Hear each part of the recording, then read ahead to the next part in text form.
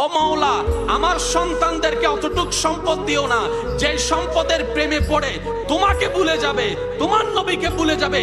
সে সম্পদ আমার পরিবারের কাউকে দেওয়ার দরকার নাই। অতটুক দাও যতটুক দিয়ে মাথা উঁচু করে 2 বেলা ভাত খেয়ে তোমার দরবারে শুকরিয়া করতে পারবো। সুবহান। বান্দা চাইলে রব দিবে কি দিবে না?